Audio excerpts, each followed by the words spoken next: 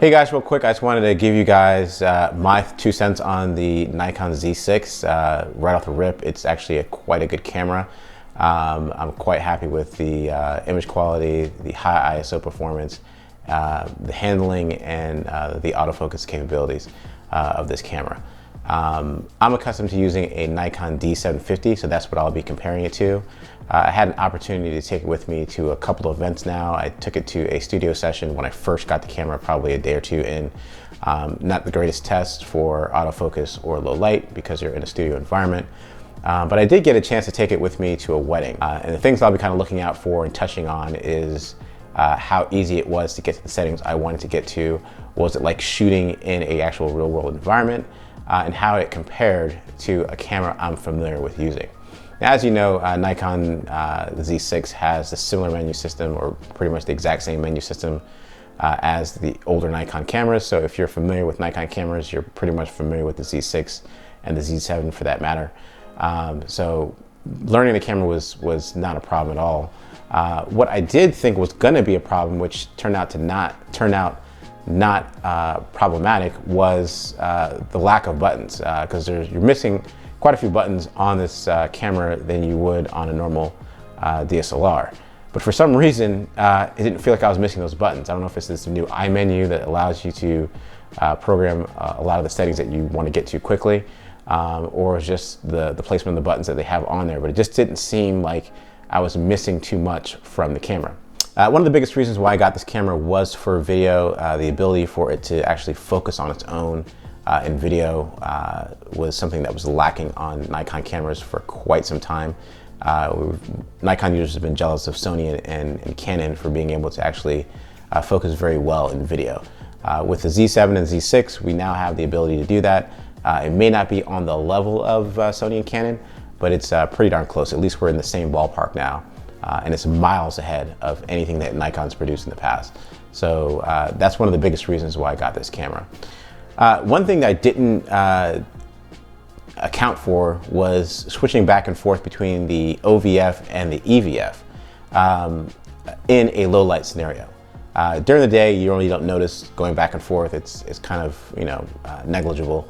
But when you're shooting, like say the reception, and it's really dark in the room, looking through the optical viewfinder, that's what I'm accustomed to seeing, so it looks normal to me.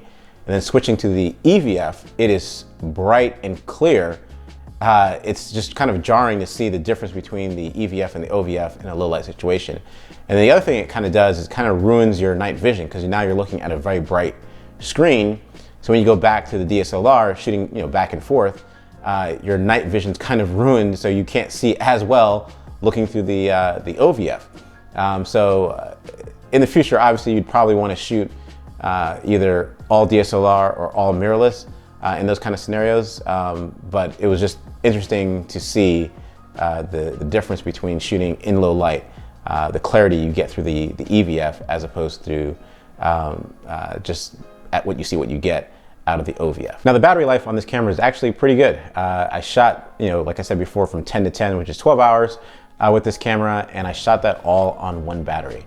I can't remember the exact numbers, but I'll put it on the screen. It was roughly 600 shots or 600 or 700 shots with this camera, and I had about 17 or 19% battery life left. As far as the autofocus is concerned, focusing in good light is just as good as a D750. I don't see any problems with it at all. It's quite snappy, quite quick to lock in the focus, and it's pretty accurate once you lock in.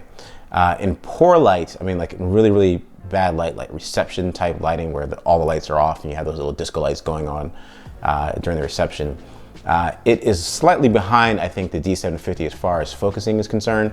It's not terrible, but it's not anything to write home about.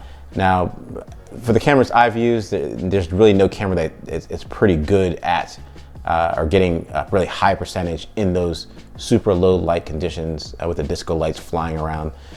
So I'm pretty happy with how it's performing in those type of scenarios. Shooting with this camera actually gave me the opportunity to shoot in a way that I'm not accustomed to shooting. I normally shoot 90% of the stuff in manual mode. Manual white balance, aperture, shutter speed, and ISO.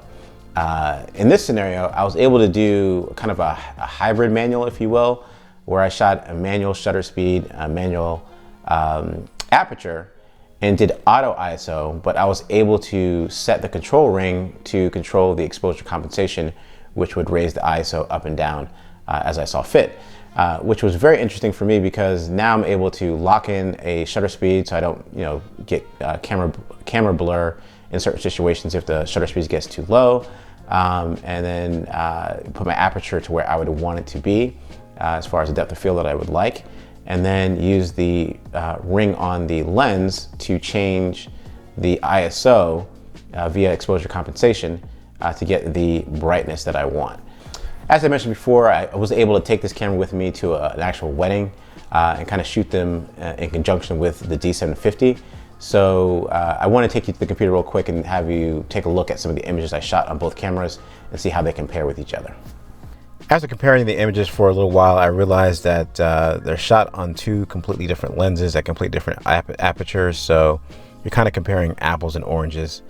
So I thought it'd be more interesting to actually use View NX to show you guys the focal points or the focus points, and subsequent shot, how sharp it was where that focus point was hitting.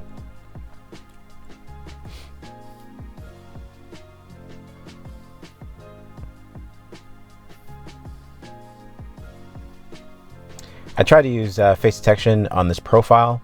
It didn't pick up the face, so I just focused on the closest thing to the camera. I have a couple more examples of it focusing in low light, some with face detection and some with just the focus points. I have a video at the end showing you about how dark it was in that room. This about sums it up for me. Let me know what you guys think in the comments.